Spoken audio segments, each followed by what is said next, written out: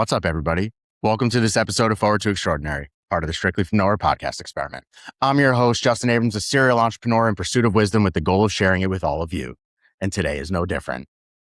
You know, I think I have a soft spot for mission-driven and cause-backed founders. You know, there's something truly valuable about being in the world, choosing a path in business with the goal of impacting those around us. Linking our hobbies, our passions, the activities that really fuel our fire and fill our cup. And so every time I come across a founder that has a very similar path, you know, I created a business that was cause-backed and mission-driven. It's in the name, cause of a kind. My goal is to build software and extreme web products for cause-backed and mission-driven businesses. Every time I come across another founder that just has that fire in their belly to give back in incredible ways in domains with expertise that they're passionate about, I got to get them on the show. So Youmie, welcome to this episode of Forward to Extraordinary. I cannot wait to unpack your zero to market story. I'm so excited to be here. Hi, Justin. Hi, Youmie. It's a pleasure. You know, and before we get started, I always like to stitch together, where do my guests come from? This is another one from my boy, James Kalistra at Wonderfish. Sir, thank you, brother. I appreciate you very much. And Youmie, I know you know James as well. And so we'll just start off with some appreciation, right? A little gratitude. We love you, James. Yeah. Well, Youmie, I always do this. I just got to humanize it a little bit. Tell me a little bit about you, your human experience, what makes you unique before we get into business. Oh, thank you for asking. I always feel like people want to know what you do versus who you are. So I got to know who you are. That's the secret sauce, you know? Yeah. So who I am is someone that likes to remind people of their power. Yes. I'm originally from Haiti. I was born there, and I've been living in America since I was 6 years old. So I'm a Taurus. I do believe in signs. I don't want to hear it. We've been through it. I'm a strong Virgo. I know. A strong one. I realized I recently turned 40, so I've been feeling very grounded more than ever. Feeling very full, having a lot of life self-reflection. I guess that's just what happens around this time of age. But I've been feeling really grounded, really myself, even though this new version of myself is, I'm discovering. I like it. I think I love it actually more than I like it. I'm not judging myself as harshly as I used to by the decisions that I needed to make sure happened. I am a daughter. My sister is the love of my life. So even when I get married, I think my husband will have to understand that he's second. I have a niece. And I just really love people. I realized that very early, that I really love people and I really love to make people feel seen. So that's who I am. I love that. And I'll just kind of, you know, humanize it in my own way and connect to you deeply. I remember being in my early 20s. I remember thinking I had it all together, but the craziness that's happening inside of your brain of self satisfaction or whatever you're trying to figure out, you just don't know. And then all of a sudden, you know, I'll be 38 in September. It's all kind of starting to come into the picture. Yeah. It's all starting to kind of make a little bit sense. You let go of the steering wheel a little bit. Yeah. You kind of just let life drive itself. I did something really interesting, and I wonder if you've done that too. I wrote time capsule letters to myself. Really? I'll share them. I showed them on a show yesterday, but I literally have written notes to myself, my kids, my wife. It's time capsule. Open them in the future. And so I recently, it's really kind of cathartic and fun. And I do it now as a parent and write notes to my kids and my wife about the tough times and all the good stuff that we've been through now when we're young that we'll remember when we're 60. But I did this when I was in my 20s. And I set them to be opened. I don't know how I remember, but I look at them often enough to know that there's one waiting for me. Yeah. And the kid that was writing that stuff when I was in my 20s, right, had some wisdom, but it was all this projected, hopeful, of like, I hope you get to where you want to be in the future. And like, here we are at 38, looking pretty good. That kid would be pretty proud. And so Amazing. I wonder a little bit about your journey, Yeah. right? Like, tell me a little bit about kind of your formidable years. Entrepreneurship kind of finds us. It's not really something you can just like go after and pursue. Most people just don't get that right if that's the goal. It's like, I was selected, like divine intervention. So I'd love to know a little bit about you and a little bit about your early story as it kind of relates getting you into the path of entrepreneurship. I want to briefly share something about what you just said about writing to yourself because I write a lot and I like to say that I manifest a lot of my life Too. and I script my life to fruition. And part of the things that I've been learning is that I've had a desire of where I wanted to be in my life, who I wanted to be in my life. And when I look back, I've been incredibly disappointed. Yeah, I've been incredibly disappointed.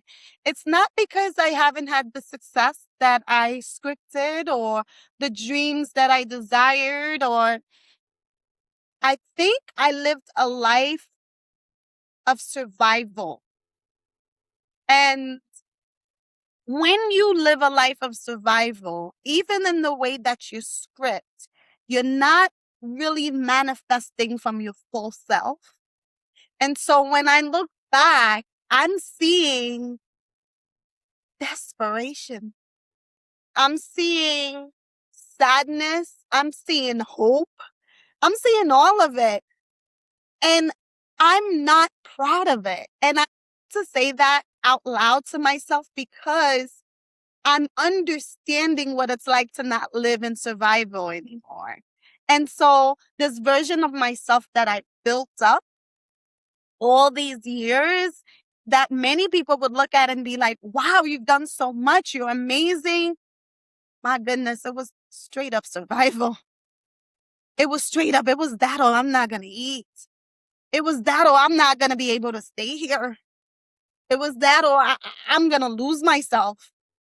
And I think that I'm being more intentional about saying that I'm learning that I am okay with destroying my life over and over again until I live the life that I know I'm worthy of out of survival. And so while I know that many people tend to say it from an inspirational space, like write up, do this, do that, your intention when you are creating, which is what you're doing when you're writing, will end up manifesting in your life. And so you must be really intentional when you are writing to your future self, right? From a place where it's not survival, even if you're in survival, right? From a place where you're worthy of the life that you know you should be living, because that is a very frustrative thing when you're living a life that you don't recognize and you feel like, no, I should be living that life. What is going on? I don't understand this. Sorry, I didn't mean to get that deep, that early or like that loud about all Well, of that. I love the vulnerability, and it comes from a place of wisdom, right? It comes from a place of like looking back down the mountain and seeing what you've overcome. But like, it also comes from a place of deep reflection, which is like, you're only halfway, Yeah, right? Like at 40 years old, like I'm 38 years old, yeah. we're only halfway. That's if we Only live a short beginning life. again. Yes, So yes, like we have the opportunity to take all that wisdom and learn from others and learn from the things that we wish we would have done.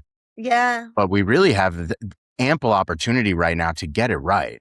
And I yeah, find it interesting that like this has fueled you very much in your entrepreneurial journey yes. because you'll Which tell is me why a I have little a bit about, success. Which is why yes, you'll tell me a little bit about your business because everything that you actually just said is likely the fuel behind why you started these types of businesses. 100%. There I you go. think when you're in survival mode, it's the best time to start a business, if I'm Hey, completely I honest. actually agree. I also think you need to be Yeah. incredibly stubborn.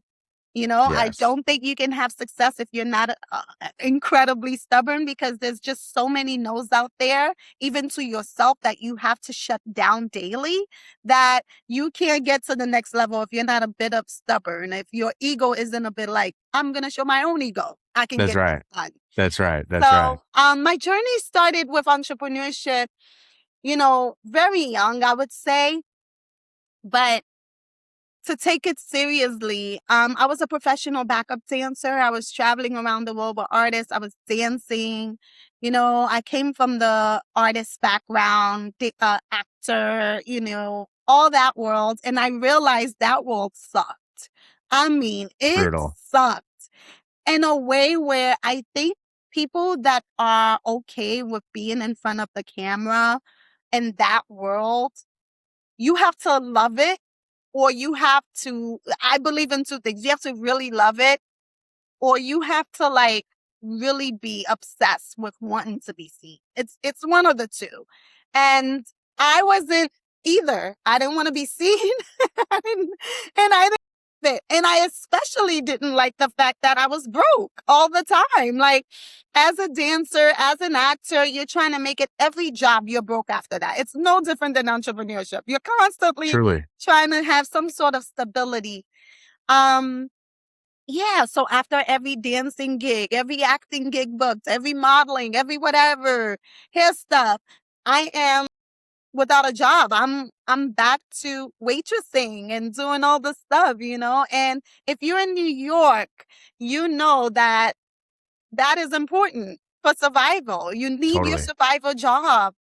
And while I was working at my survival job in my late 20s, and just to get to Flex and Fly and the Flex and Fly Foundation, I was working at a great place. I was working from 5 p.m. to 3 a.m. in the Wow. morning. Whoa. Yeah, because I wanted to hustle. I wanted a lot of money very quickly, and I wanted to save. And I was at a place where I wanted to travel the world way more, because I have a tradition where I wake up in a different country every new year. And I've been doing it for 15 years now. And so I was like, no matter what, you got to get out of here by late Wow. December. So remember going on a trip with my sister for her birthday to Portugal. I missed my flight. I went to Morocco. And in Morocco, it's mostly a Muslim country, but but if you've been into that airport, you can go smoke, you can go pray, you can do all that stuff. There's spaces available for all that. And I remember seeing a man that is a Muslim man heading into the prayer section that they had available at the airport. Sure. And I just saw him praying in a pose, downward dog pose. That's what I look like to me. And I said, wow, this would be so amazing if this was a stretching class.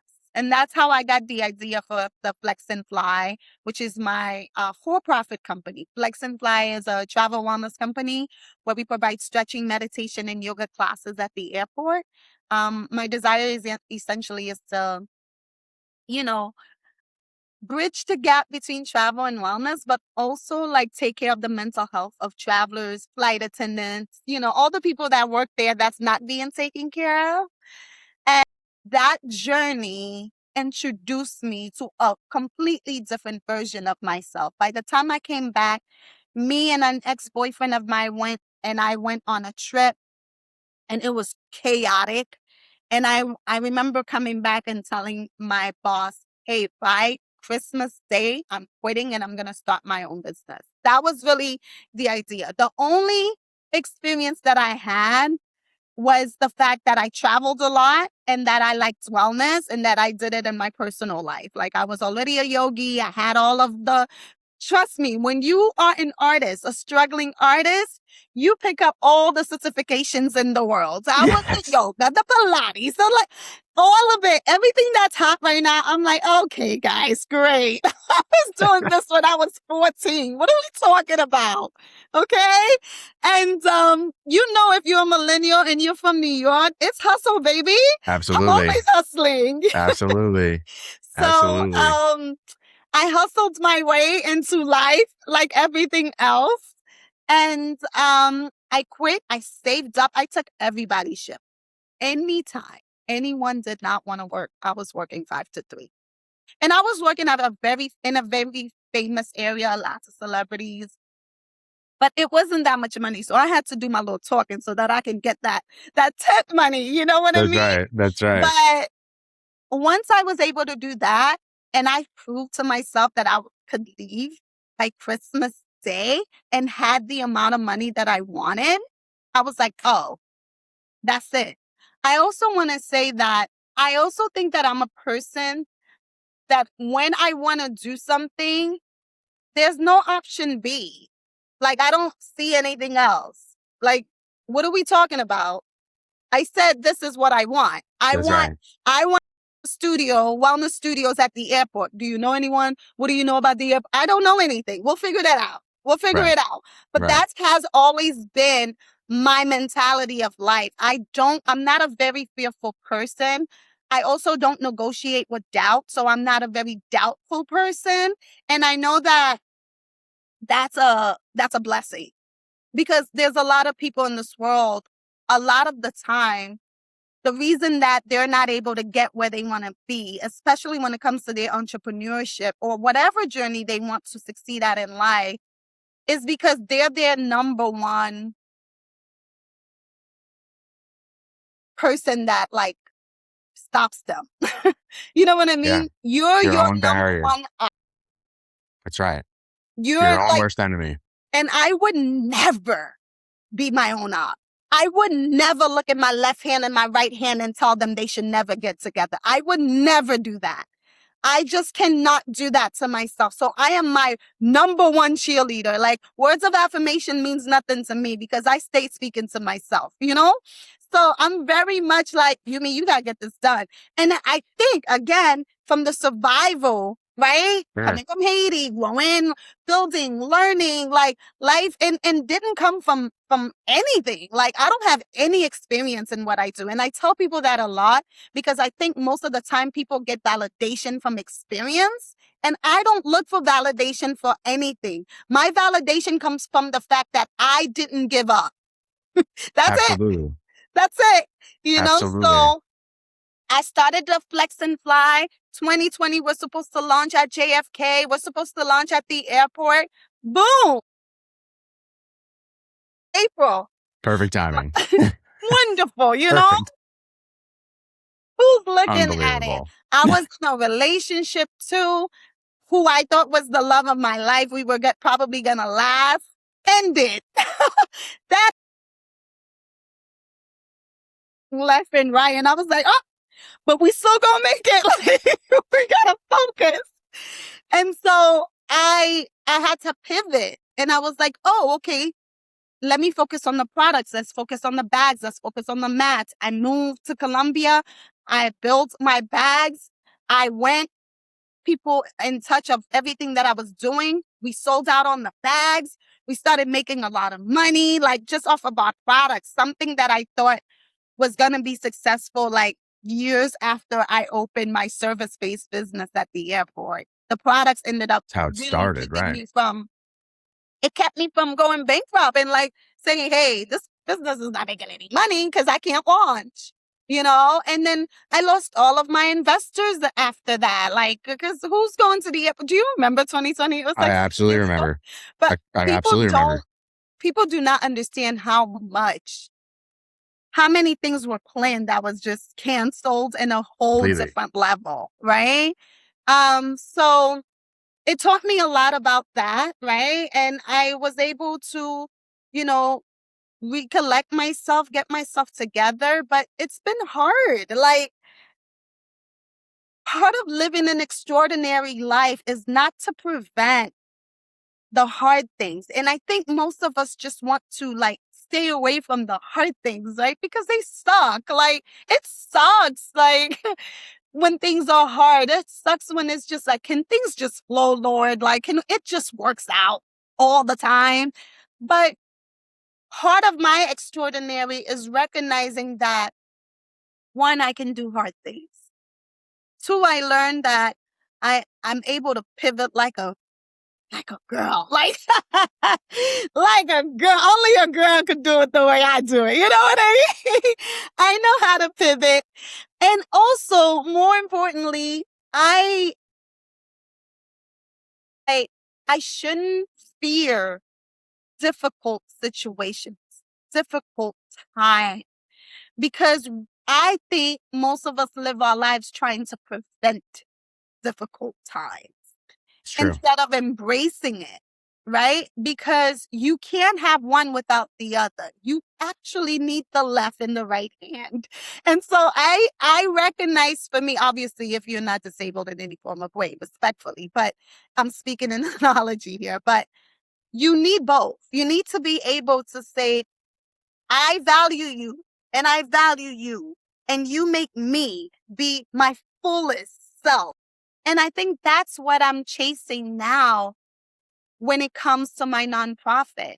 I would have never started my nonprofit like 2 years ago if I was not okay with difficult times, because it was one of the hardest times to start a nonprofit. I experienced grief as an adult for the first time, with my beloved pet that I lost, that passed away from cancer. But what I recognized that represented, losing my cat, he represented the last part of me, of my survival. And that's why it hit me so hard, Justin. He represented my last part of my survival. And whether you like something or not, once you are comfortable with it in your life and it becomes part of your default, when it is out of your life, you feel lost. You feel like you don't know what the heck is happening, what is going on. I have never been someone that didn't know or recognize myself. And that made me be like, who am I?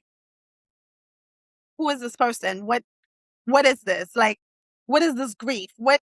How do I have the life that I've been living? Because it doesn't fit me anymore. So I recognized that I was grieving my cat and myself simultaneously. And some people wouldn't understand. They're just like, oh, it's a pet. Like, they don't get it, right?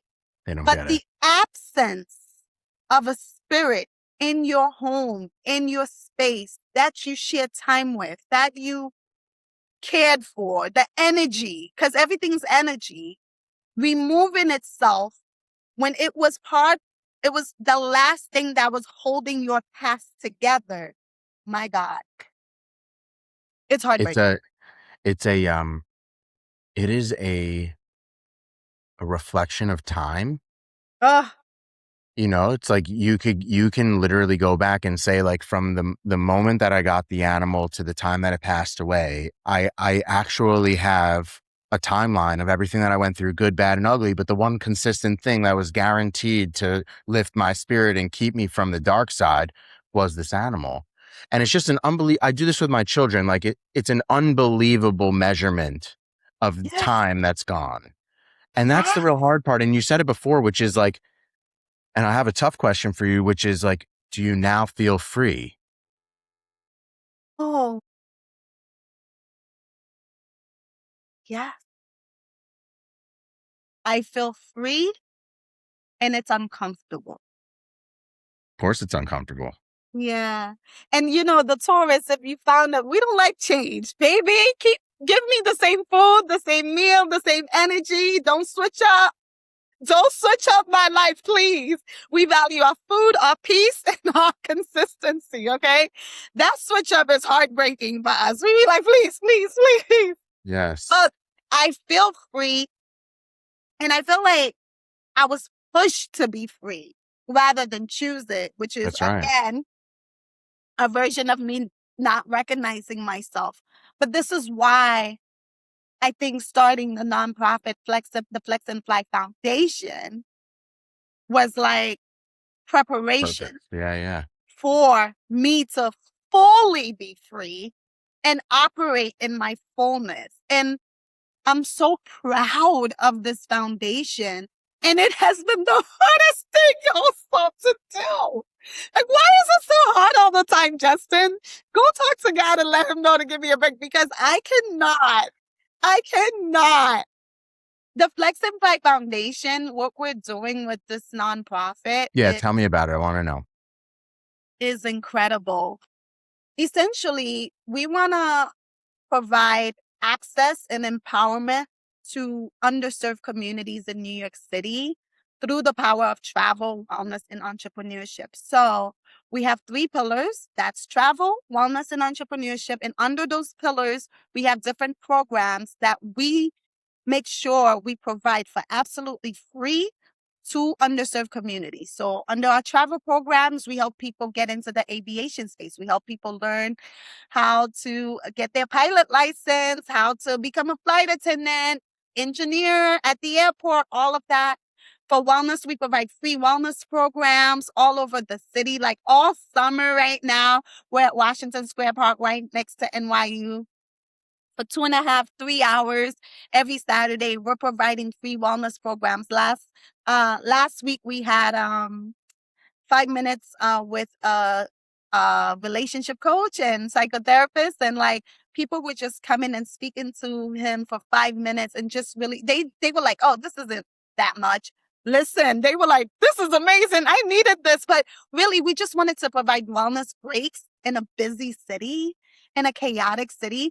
And then the next thing is 5-minute tango class. 5-minute, we want people to move their body, provide free wellness, yoga, meditation, nutrition, all of that is free. And then for entrepreneurs, we help them scale their businesses by providing tools specifically focused on financial independence and financial literacy. So I recognize that those 3 pillars was the catalyst like that changed my life. When I started traveling, my whole world changed. I'm a pilot. I became a pilot. Are you really? Cool. I am, yeah. That's Because I awesome. love to fly. I love the plane. I love the airport. I was like, why drive when I could fly? Like, just save the money and just do that, Man, you know? it's part of And that era of stacking certifications, I guess. yeah, Why not? yeah, I've done Yeah, it why not? before, right? I'm like, Yeah, okay, let's just why get not? the What's the pilot like difference? the only woman, the only Black woman up in there. All guys, I have a lot of guy friends, ladies, okay? Pilots, okay? If you need help, call me. You have a matchmaker business in your future. Listen, I would love to. I love matchmaking people. Yeah, so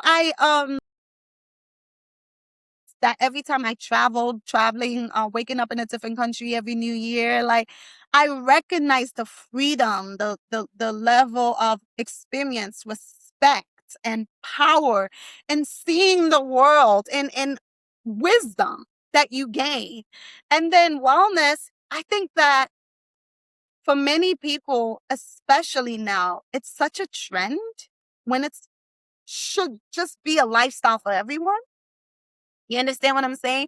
Nutrition is part of wellness, right? And a lot of underserved communities, they get the bruised food. They don't know how to eat in a certain way that keep the high blood pressure down. We're educating people on how you can still enjoy your community's food, but still live a longer life and take care of your heart and take care of your body. Keep moving. I tell people every day, move at least 10 minutes a day. I don't care if you just play the music, just move your body. We don't understand a lot of the importance of honoring our body until it's too late sometimes.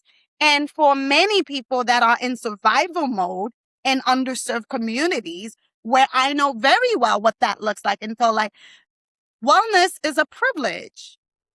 It's just a privilege. Like, girl, you want me to what? You want me to pay how much to go to Pilates or yoga? Well, it's either the lights or this for the month, right? Reality for a lot of people, yeah.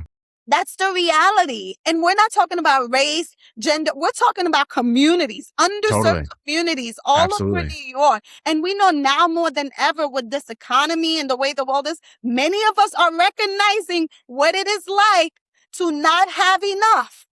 That's right. And the Flex and Fly Foundation exists to give access to people so that they can have this. And they do not have to beg. They don't have to crawl. I don't need your life story. You're worthy of this. That's why I'm working hard to raise and let people know why we're doing this. One of the cohort programs that's happening for the 6 weeks every summer, we have an intergenerational program right now called Adopt a Dreamer program with our partners, the Apsley on the Upper West Side by Sunrise. And we get 10 affluent seniors, very well off, did really well in their life, okay? They're living on the Upper West Side doing great. 10 underserved youth, 13 to 21. They're spending 6 weeks together this summer, Wow. learning from each other, Wow. educating each other. The seniors are pouring into these youth how to get their careers together, and we have some people, I'm talking about not just lawyers, doctors, we have some of the most powerful people in New York that's living at the Apsley, pouring into these seniors. And the seniors are shook that they get to have this experience. And I remember reaching out to the Apsley to tell them about this program, and they were so open. They was like, we've never had something like this. Like, that's considered, it's so intentional. It's like, and like, when you're older, you're a little mean. Okay, you don't want to deal with anything. We're dealing with seniors that are like 70 to 100 years old, 69 and 68 years old. And they're just like, what are we doing? And I'm there and I'm like, guys, you're going to be here for these youth. You're going to pour into them as much as you can. If they want to be lawyers, they want to be doctors, if they want to be the head of stock markets, if they want to own an airline themselves, one of the people, he owns an airline. I'm like, you need to talk to them. You need to let them know it's possible. They need to have access to you. And also just having access to the Apsley for them. They're seeing such a stunning building, such a stunning, clean neighborhood. They need access because when you see that, when it is around you and you are able to taste it and around it for a long period of time, your whole brain chemistry changes. It changes. And I am intentional about letting people know that many people from the underserved communities are not lazy. They're not here just trying to break and destroy everything they have. Some need a grandpa to say, I see you. Truth. Not just an aunt or a sister or a friend or a teacher. They need a grandma. They need a grandpa. They need an elder. Because I feel like we don't respect elderlies anymore. They need an elder to say, no, this is how you do it. And this is how I did it. And this is how you're going to do it. You understand what I'm saying? And the perspective is important. It's super valuable to get anybody that's been there, because the chances are some of those people came from nothing too. Exactly. And the seniors are blown away. The seniors are just like, why haven't I been doing this? They feel so much more fulfilled. They look forward to every Saturday to support and do this program. And then we have our fall cohort coming up for 30 to 50-year-olds to learn about AI in a generation, in a time where most millennials are without a job. Isn't that crazy? And they're just like, all they know is ChatGPT when it comes to AI. I said, no, I got one of the best, one of the top people that's also part of our Global Advisory Council. 6 weeks, 30 to 50 years. Let's learn about AI. Let's create your own project. Let's really understand what this is, because it's not going anywhere. That's right. So that's another cohort we're doing. And then we have our Flex Summit that's happening in October, where we have a conference from 10:30 to 3:30, panels, etc. And then we have our private gala, Daddy. So, wow. The Flex and Five Foundation is really here for the community in whatever capacity. If you go onto our site, you'll see all of the programs we've done. Like, I created and curated a whole program to teach 3 different high schools, over 150 kids, financial literacy. Like, we're in the community. We're going out. We're just like, when people don't have and are struggling, it's so easy for you to be like, this bread is mine. I'm sorry, I just don't have enough. And I just don't come from that. I always have enough. We gonna break this bread together, and we gonna find a way to stretch it out. Because I know if I take care of you, you're gonna take care of someone else. And it's the only way. It's the only way to grow, and it's the only way to show up for people. So Now that my Tomasino has left me, my heart and my passion and my freedom goes to the Flex and Fly Foundation. And I feel so good about just giving back to the community and hugging and seeing the people and like them saying how much they appreciate it, because I don't need anything from this but for them to be better. I don't need anything. I just want you to be better. And the way I'm going to be able to do that is for people to hear this, for people to listen to this, for people to donate to the Flex and Fly Foundation, for people to volunteer to the Flex and Fly Foundation, for people to say, hey, how can I help? I don't have that much.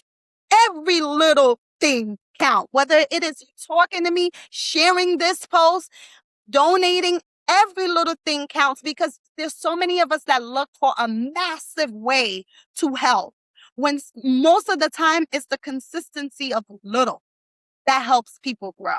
So if you're listening to this, show up for the Flex and Fly Foundation, please. There it is. There it is. And as we're approaching the runway and trying to land this plane. Come on. No pun intended. It makes me think about something that I talk about it often. I've got like lots of key phrases that I throw around. One of them is increase your surface area for luck. And this is a big thing that I think applies to you and everything that you're touching, because you don't really know what the snowball effect is of the things that you're working on. What you will find out is sometime in the future, maybe 20 years from now, some kid showed up in Washington Square Park, was super quiet, totally didn't even exist on anybody's radar, and went and owned the airline. And he's going to credit you and your effort and your passion and the project in its entirety for where it took them. And so you increase your surface area for luck. You're doing that for other people by just being perpetually positive. And I think we need more of that in the world. And I think what you've created is incredible. And I wish you and everything you touch forward to extraordinary. Thanks, Youmie. Thank you, Justin. And thank you for your platform. And thank you for having me. I'm excited. It's been an absolute pleasure. See you. Bye.